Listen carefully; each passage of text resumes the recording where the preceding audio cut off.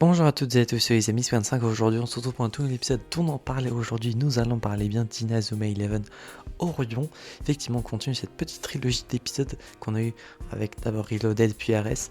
J'ai fini Orion il y a quelques minutes, voire il y a une heure environ.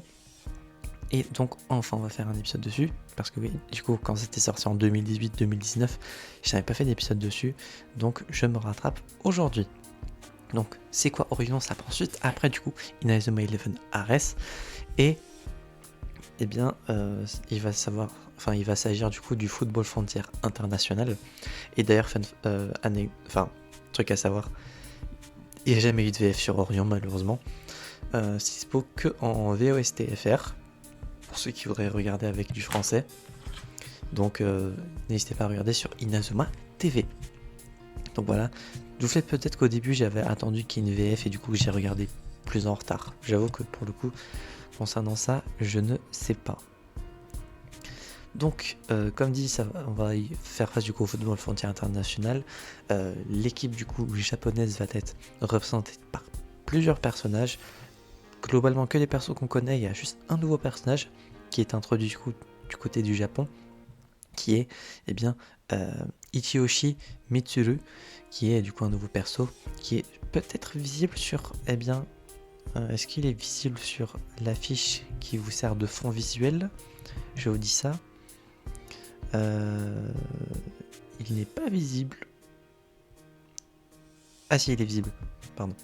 C'est du coup le personnage du coup qui est en haut, à droite, à l'envers, du coup avec Asuto, j'allais dire oui parce que du coup j'ai pris l'habitude d'avoir son nom en japonais, à droite de Sony, du coup avec les cheveux bleus. Il s'agit de Ichiyoshi, qui est du coup le nouveau personnage qui va également rejoindre Inazuma Japan. Et concernant le reste, du coup FFI, hein, j'ai envie de dire, d'abord il y a les éliminatoires asiatiques, puis du coup le FFI classique, enfin du coup le tournoi supérieur. Mais du coup les personnages vont devoir faire face à l'organisation d'Orion, qui envoie des disciples d'Orion, du coup des traîtres, du coup qui servent à trahir leurs équipes, à mettre le conflit, créer des tensions dans l'équipe dans laquelle ils sont. Et du coup un traître a rejoint l'équipe du Japon, où était déjà présent, je ne vous dis pas qui ou quoi, mais bon, il y a moyen de savoir qui, hein, dès le début quand on revoit ou voit le personnage. Et du coup voilà, Orion cherche à utiliser le football comme moyen de business pour gagner de l'argent tout simplement. Et donc le Japon ainsi que d'autres pays vont du coup affronter l'organisation d'Orion pour sauver le football. Concernant les points positifs et négatifs, j'ai envie de dire concernant l'équipe overall, c'est un all-star.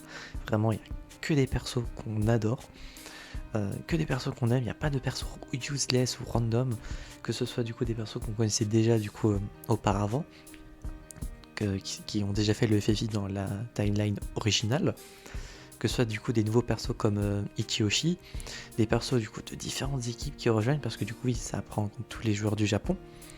Et ça pour le coup c'est trop bien, le fait que également l'équipe bouge. Vous verrez que régulièrement, à partir d'un moment dans le tournoi, il y a des nouveaux joueurs qui rejoignent l'équipe, du coup ça apporte en gros que le move de l'équipe bouge. Voilà, il y a des persos qui doivent partir suite à des blessures, certains arrivent du coup pour renforcer l'équipe, etc. Du coup ça c'est très trop bien, et ça fait qu'à la fin on a un gros groupement de personnages qu'on adore, qui fait que petit à petit l'équipe est inarrêtable. Concernant les autres pays, il y a des pays que l'on connaissait déjà du FFI de la timeline originale. Je pense par exemple au Brésil, ou bien à la France, parce que oui, du coup il y avait la France, spoiler alert, la France, bon, voilà. Et d'autres pays du genre comme la Corée également, la Corée du Sud, mais du coup avec des personnages différents globalement pour la plupart, à part du coup les États-Unis, où globalement les persos importants je pense étaient présents. Dans toutes les autres équipes, soit c'est des pays qu'on n'avait pas suivis auparavant, donc l'Espagne, comme on a pu voir du coup dans Reloaded, mais il y avait également l'Italie, la Chine, l'Ouzbékistan, etc. Donc on découvre de tout nouveaux personnages également, la plupart sont très cool, surtout souvent les capitaines ou les persos secondaires importants de l'équipe. Tout ce qui englobe Orion, c'est un peu revu, mais personnellement je m'en fous un peu. Tout ce que je peux vous dire, c'est que l'antagoniste est détestable au possible, et que tu ne sais pas pourquoi le personnage concrètement est là. Donc pour le coup, concernant ce perso, oui, ou ces persos, c'est pas trop mon truc. Il y a du développement de personnage bien évidemment, donc ça c'est très bien également, que ce soit par rapport aux nouveaux persos, bon j'ai envie de dire ça me semble logique, mais également aux persos que l'on connaissait déjà. Je pense par exemple à Sony qui a un gros développement, à différents personnages qui ont un développement avec d'autres persos. On voit des combos dans des super techniques par exemple à laquelle on ne pouvait pas imaginer. Mais je vous laisserai découvrir ça. Bon, découvrir un personnage qui rejoint l'équipe pour renforcer l'équipe, à chaque fois c'est d'une satisfaction. Et pour le coup, en ayant revu, je me suis souvenu de quel personnage j'allais rejoindre. Donc pour le coup, c'était trop bien. Les super techniques sont très stylées. Visuellement, ça, j'ai envie de dire rien à redire. Juste dommage du coup que le seul point négatif que je pourrais dire, c'est du coup le fait que l'organisation d'Orion, c'est un peu un mécanisme que l'on avait déjà vu auparavant. Il y avait le 5ème secteur dans Inazuma Eleven Go qui contrôlait les résultats des matchs pour faire en sorte que tout le monde puisse gagner, mais ça faisait que du coup les matchs étaient également étaient truqués, etc. Dans Go Galaxy, dans un sens, non pas dans Go Galaxy, mais dans Inazuma Eleven saison 3, le méchant Zulan a été également dans un sens où de gros méchants qui manipulent une ou des équipes, etc. Il y avait la même chose du coup dans la saison 1 avec Red Arc, machin. C'est un truc qu'on voit assez régulièrement, mais qui perso ne me dérange pas. Pour le coup, vu que je m'en fous concrètement de tout ça, c'est pas quelque chose qui me dérange plus que ça. Et pour le coup, le gros point négatif que j'aurais à redire, c'est surtout le fait qu'il n'y a jamais eu de VF. Et encore, je crois que il y a quelques années, il y a 1 ou 2 ans, gros max, la version, je crois, espagnole ou portugaise a enfin été faite. Donc, et je crois qu'il n'y a même pas l'anglais, ou l'anglais est arrivé il y a très peu de temps, ou va être fait dans très peu de temps, je sais plus. J'avais vu une vidéo qui parlait du sujet. Mais la VF, le jour où il y aura une VF, pour le coup, je re-regarderai Inazuma Eleven Orion, je vous ferai une vidéo pour parler du coup de la saison en VF, qu'est-ce que ça donne pour le coup, parce que les super techniques, étant donné qu'il n'y a pas de VF, du coup, soit souvent c'est traduit littéralement, soit il y avait un mix japonais-anglais. Du coup, personnellement, je m'amusais à donner des noms aux super techniques, et ça peut être un concept de vidéo, maintenant que j'y pense, mais j'ai de la flemme pour le coup. Je sais qu'il y a des youtubeurs plus intéressants qui ont fait des vidéos sur le sujet. Je pense à Tale of Toaster, je crois, qui est un youtubeur Inazuma Eleven anglais, qui a fait une vidéo pour le coup en donnant des vrais noms aux super techniques dans Orion qui n'ont pas eu de traduction. Je pourrais peut-être faire ça de côté France, mais il faudrait que je fasse plus de recherches concernant les noms, qu'est-ce que cela veut dire du coup en traduisant du japonais, etc. Mais ça peut être un concept, je trouve. Je vais noter l'idée à côté au cas où. Et globalement, à part du coup ces 2 points-ci, j'ai pas un gros point négatif à dire. Le côté All-Star et fanservice pour le coup ne me dérange mais pas du tout. Pour le coup, c'est vraiment au contraire un kiff de voir plein de personnages de plein d'équipes différentes qu'on aime beaucoup, des personnages importants ou des personnages qui ont plus de développement, parce que du coup ils étaient pas trop présents dans Ares. Du coup là c'est très très bien. Ça dure 49 épisodes, j'ai oublié de le préciser. Et les openings sont cool.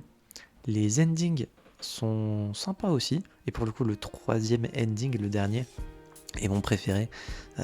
C'est peut-être même Bon, pour le coup, les openings, je m'y connais un peu plus en animé, mais les endings, je m'y connais tellement pas. À part du coup celui de Bunny Girl Senpai, je crois.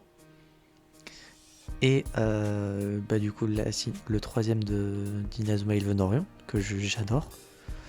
Les énigmes, j'en connais pas. Même ceux de Pokémon, pour le coup, je les connais pas. Bon, pour le coup, en français, il n'y a pas vraiment eu d'énigmes.